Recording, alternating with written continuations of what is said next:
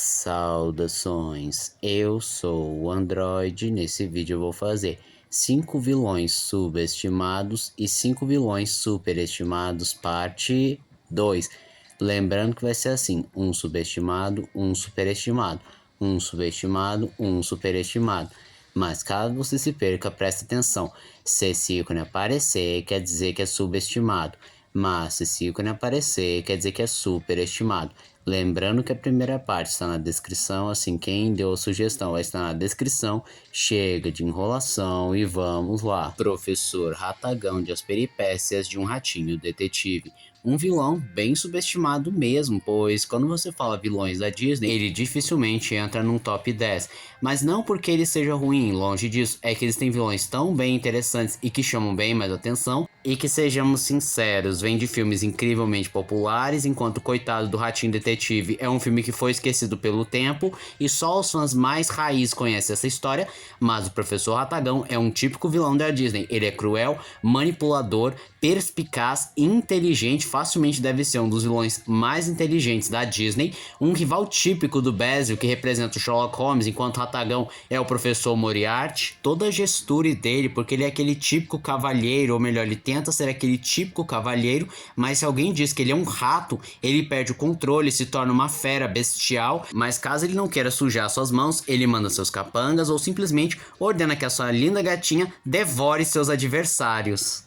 E as duas coisas que eu acho fantástico nesse vilão é, primeiro, a voz original dele, que é literalmente o Vincent Price, um ícone do horror e que tem uma voz muito marcante, mas eu também gosto da versão dublada, só pra deixar bem claro.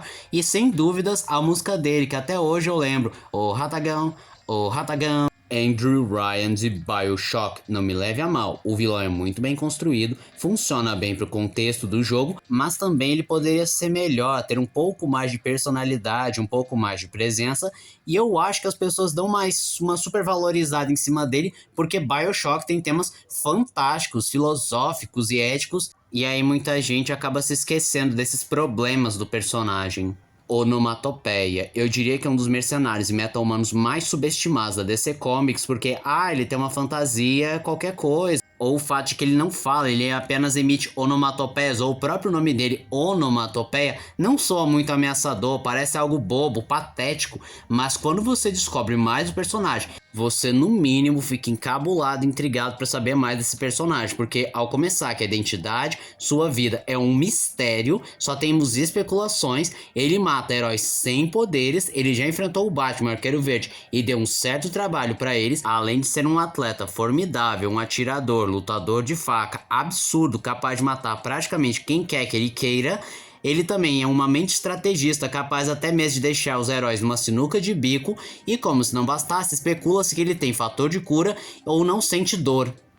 Thanos, vamos começar com a minha opinião pessoal. Desde que eu soube da existência do Thanos, eu nunca achei ele um vilão tão grandioso assim como todo mundo fala. Sempre achei ele superestimado, só tinha uma história minimamente boa, que é aquela lá da Manopla do Infinito, que se você me perguntar se eu gosto, não é minha história favorita, é sério, eu não consigo gostar tanto da história quanto todo mundo fala. E depois a Marvel parece que não sabia mais o que fazer com ele, a não ser vamos dar mais poder por Thanos, vamos fazer ele destruir toda a existência. O que, convenhamos, é extremamente repetitivo quando você para pra pensar que o Thanos literalmente virou só isso. Mas eu acho que o principal problema, e que muita gente também sente que ele está superestimado, foi culpa do UCM, porque ele foi um personagem bem mais hype, construído como um personagem com uma motivação válida pra ele ser o vilão, mas não pode ser chamado de vilão. Mas na realidade, com o passar do tempo, perceberam que o plano dele era muito burro, era muito maligno, egocêntrico, narcisista. E também era exagero dizer que ele era o primeiro vilão mais bem construído do CM, sendo que tinha outros que também tiveram uma construção tão boa, se não melhor que a do Thanos. Também vi algumas pessoas reclamando que tiraram muito a complexidade criada pelo Jim Starlin, o criador do Thanos, e ainda reclama dessa tentativa de não adaptar as visões e nuances do Jim Starlin, acabou empobrecendo demais o personagem. É muito triste que este é um personagem mais vazio em relação ao seu material fonte. Madame Red Black Butler. Ela é apresentada como a tia do protagonista que tinha que zelar por ele, mas aí depois é revelado que ela é Jack Stripador e depois de um embate ela acaba perdendo a sua vida, lamentando por ter tentado destruir seu próprio sobrinho. E é uma personagem que de fato não é uma vilã tão conhecida para quem conhece Black Butler, que por si só já é um anime bem desconhecido para a maioria, mas ela com certeza é uma das personagens e vilãs mais intrigantes da obra, porque ela não só nutria certo amor e importância que uma tia tem pelo seu sobrinho, mas ela também invejava, odiava ele, queria destruí-lo. E o principal motivo por que ela vira Jack Stripador e mata as prostitutas é por causa da sua incapacidade de gerar filhos. Ela desejava ser mãe, mas como eu disse, ela é estéril e ela odiava as prostitutas porque elas acabavam engravidando e jogavam fora seus filhos. Bem, vamos começar aqui. Tem uma parcela de fãs do Batman que não gostam do Bane porque ele foi um personagem criado só para poder quebrar o Batman ao invés de usarem um vilão já pré-estabelecido para fazer isso.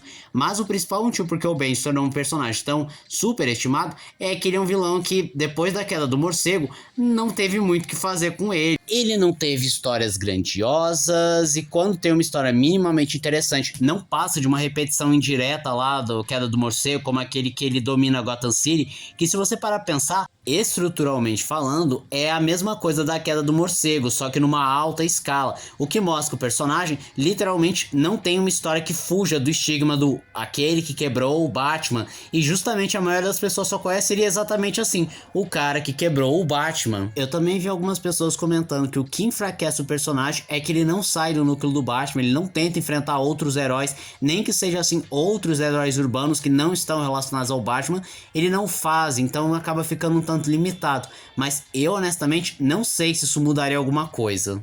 Deathstalker, um personagem que, se não me engano, já enfrentou o Demolidor e é bem subestimado e até chegou a ser esquecido pelo tempo, mas assim, é um personagem com os poderes super interessantes. Não só tem essa aparência misteriosa, interessante e apelativa, como também ele tem uns poderes absurdos, tipo conseguir viajar entre dimensões, ser muito bom em combate e ter o toque da morte a partir das suas luvas. E é um personagem que poderia sim ser explorado, já que a febre dos multiversos ainda está em alta e, como eu mencionei, ele pode viajar entre dimensões. Vilão principal eu acho que não, mas sei lá, uma gangue multiversal de vilões até que seria bacana ele aparecer.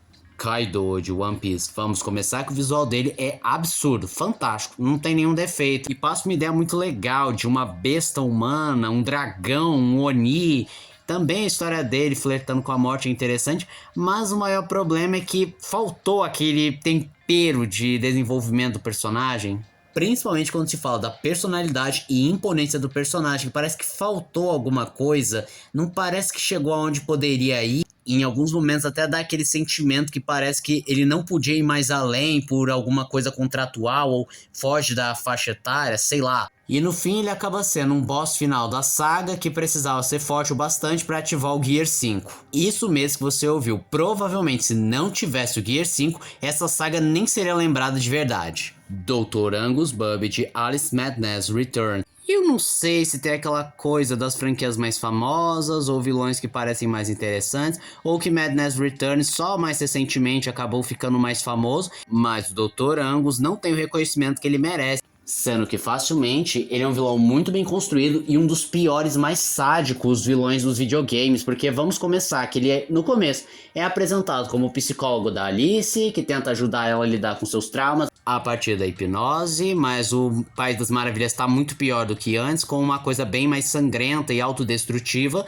e conforme a trama avança a gente descobre que na realidade o Dr. Angus não só tinha uma obsessão macabra pela irmã da Alice, e ele invadiu a casa e provavelmente abusou da irmã da Alice e para esconder suas provas incendiou a casa da Alice, matando seus pais e a irmã, e ela sendo a única sobrevivente e fazendo ela não só desenvolver um trauma, como se culpar pela morte dos pais. E essa não é nem a pior parte, porque na realidade as sessões de hipnose foram usadas para manipular e limpar a mente das crianças órfãos e da própria Alice para depois vendê-la como escravas. E esse é o principal motivo porque a mente da Alice está assim, porque ao mesmo tempo que a mente está tentando ser destruída e apagada pelo doutor, a Alice inconscientemente está tentando resistir, e as tentativas do doutor são encarnadas numa figura chamada o Criador de Bonecas, que é uma versão do doutor, só que distorcida e que molda crianças que são representadas como bonecas deformadas nas suas bonecas para serem vendidas. Lobo da Morte de Gato de Botas 2. O principal problema do Lobo da Morte são dois, na realidade. A primeira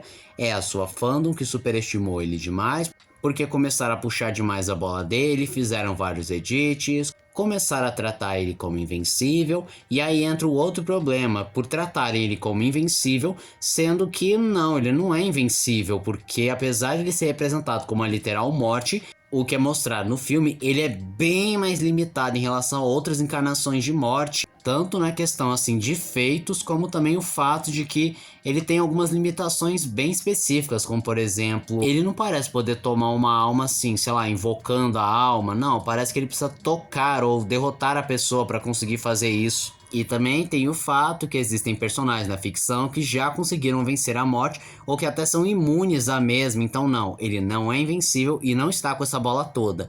E esse foi o vídeo de hoje. Se você gostou do vídeo, se inscreva no canal, compartilhe o vídeo, comente e dê o seu like. Também não esqueça de ativar as notificações, chave de like, caso gostem dos meus vídeos. Então, Sandro, tchau.